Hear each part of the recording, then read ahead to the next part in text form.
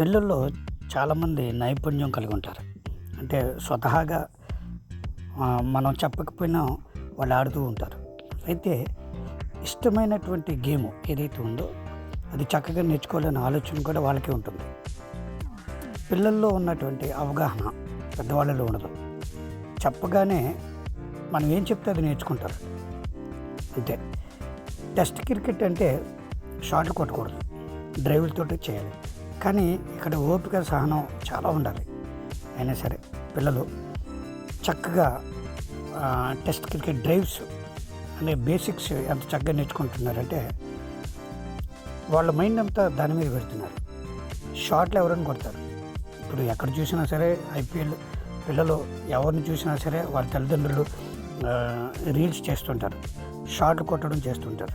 చాలామంది షాట్లు కాదు, 2.5 గంటలు బేసిక్స్ ఫీల్డ్లో నిలబడి నేర్చుకోవడం.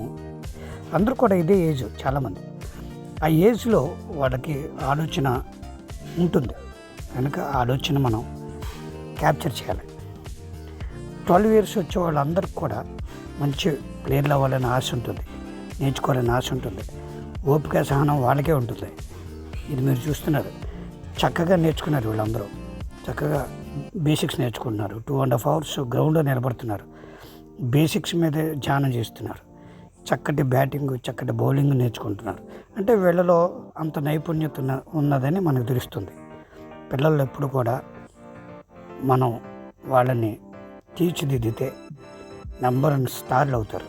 ఇప్పటి నుండే, చిన్నప్పటి నుండే నేర్పించాలి. చదువులు ఉంటాయి, అలాగా చదువుతో పాటు ఆరోగ్యం కావాలి కదా. అందుకోసం పిల్లల్ని వాళ్ళ ఇష్టమైన ఆటని నేర్చుకోవడానికి తల్లిదండ్రులు ప్రోత్సహించాలి.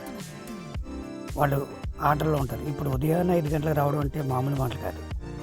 వాళ్ళకి ఆశ, కోరిక ఉంది కనుక అది నేర్చుకుంటున్నారు. చాలామంది క్రికెట్ ఆడితే చెడిపోతారు అనుకుంటారు. చెడిపోవడం కాదు, డిసిప్లిన్ వస్తుంది. స్పోర్ట్స్లో డిసిప్లిన్ బాగా వస్తుంది, చదువు కూడా అలాగే వస్తుంది. చాలామంది ఇప్పటికి కూడా ఫ్రీ ఫైర్లు, పబ్జీలు ఆడుతున్న వాళ్ళకి క్రూయల్ మైండ్ ఉంటుంది. అయితే స్పోర్ట్స్ ఆడే వాళ్ళకి గెలిపోవటం తెలిస్తే స్పోర్టివ్నెస్ తెలుస్తుంది. అలాగే సంతోషం, ఆనందం ఉంటుంది. ఇతరులతో అలాగ మెలగాలో తెలుస్తుంది.